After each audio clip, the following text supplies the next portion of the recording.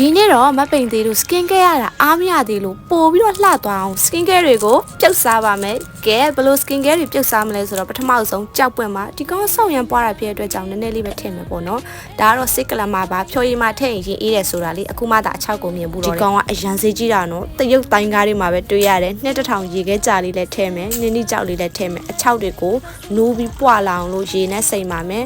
စိမ်ကန်ကြီးကြမှာ